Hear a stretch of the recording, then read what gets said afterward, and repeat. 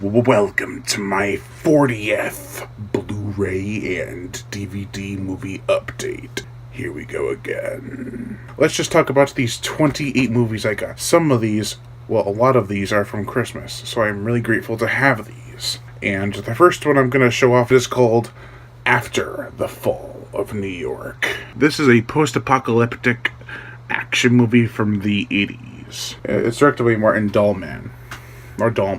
And it's originally titled 2019 After the Fall of New York. It stars Michael Sofsky, I believe. He plays a character named Percival, which is pretty interesting. Then I have one I started and technically finished, but my eyes were closed in the last 20 minutes of the movie, so I had to try to rewatch it and I fell back asleep. It's been a hectic week, but that is The Being.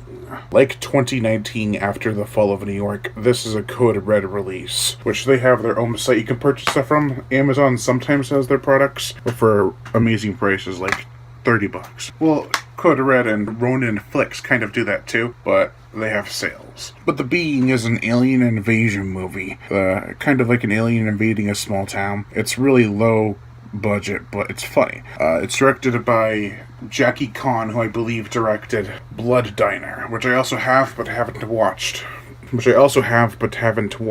I also noticed that they have Fleetwood Mac on here, Secondhand News, and when that started playing, I was like, yes! The third movie I have, I got, I believe, at Walmart.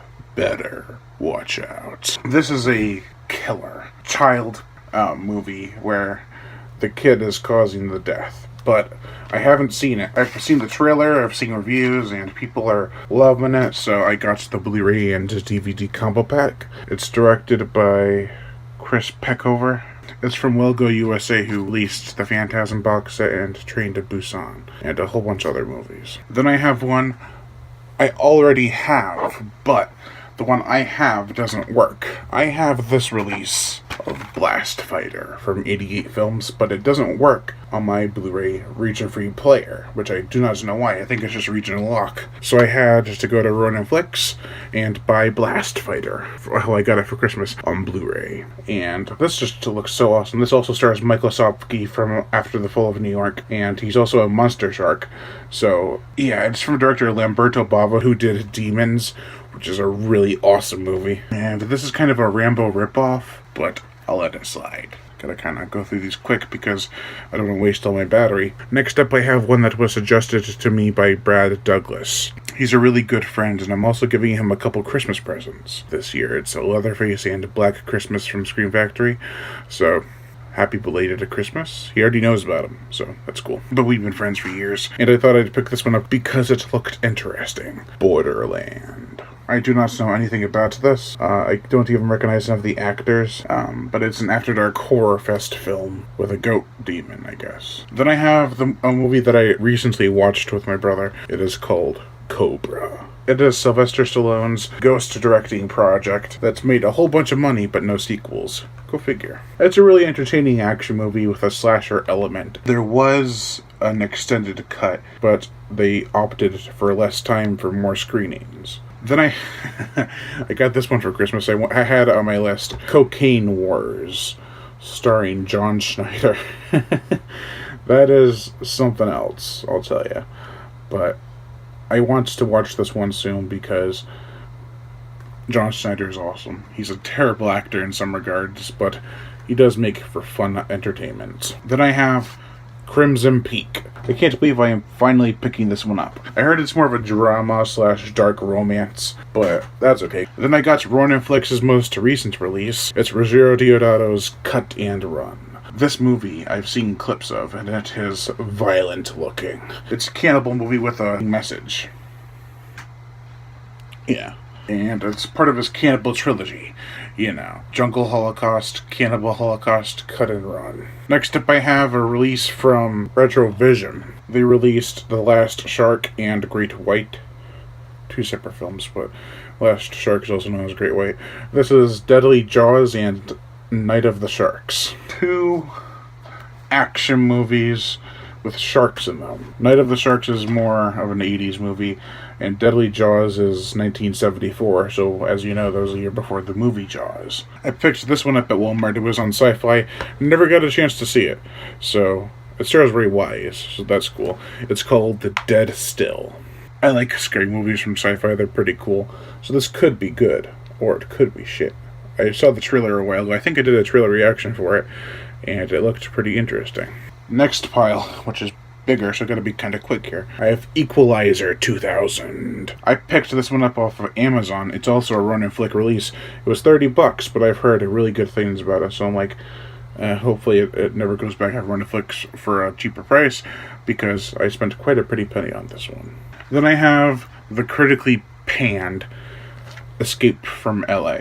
This is the sequel to Escape from New York. I've seen some clips and it looks ridiculous, but still, John Carpenter, he's had his really, really goods, his kind of goods, and his downs. Then I have Exterminators of the Year 3000.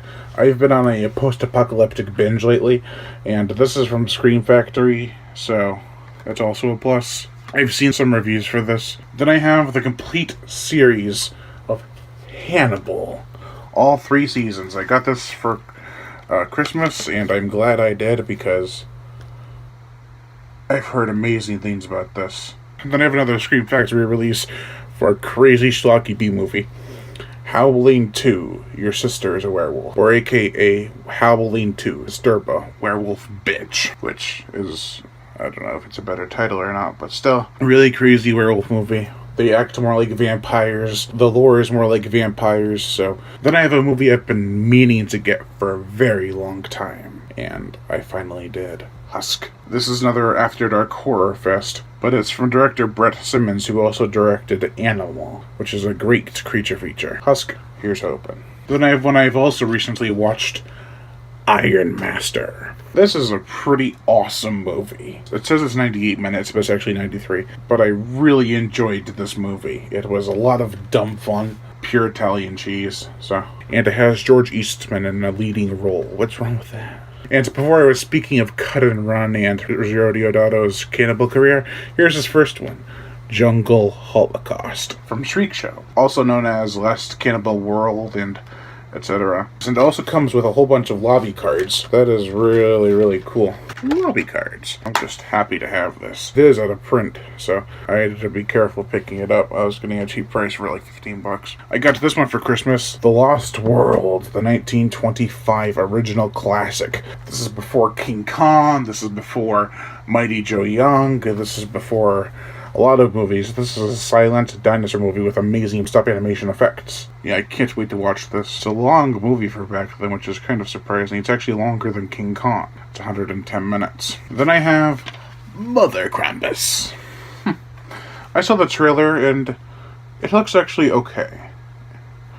I'm not sure if it will be or not, but yeah.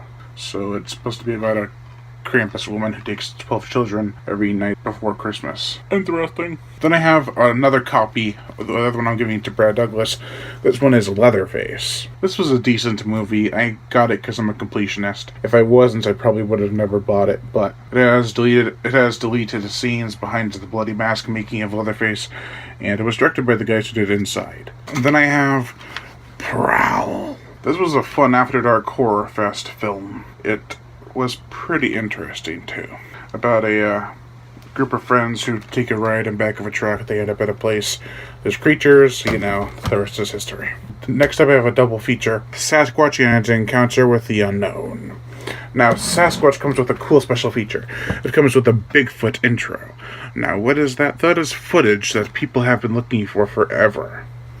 And if I can get a good camera to record it off the TV and put it on YouTube, I will gladly do that. Because the intro to this is just awesome. I still haven't seen this one, but I love Sasquatch and the Legend of Bigfoot, despite what my review said all those years ago. Slithis is a creature feature. It's rated PG, so probably not too much gore, but still, Code Red outdid himself with the slipcase and everything. Then I have The Warriors. I've been meaning to get this for a long time. It was released back in 1979, so. Then I have White Ghost, a Rambo-esque action movie with William Catt and Reb Brown, who was also in Howling 2, and a lot of other cheesy action movies like Strike Commando. White Ghost, I heard, was really good. And last but not least, I have Wheels of Fire. I've seen this. I watched it recently, actually. Really decent for a post-apocalyptic movie. It's from Roger Corman's post-nuke collection, so I still have to get Dune Warriors. Anyways, that's it. Lion Brian Gatto, host of Horror Show Entertainment. Make sure to like my Facebook page in the description below and leave comments and subscribe.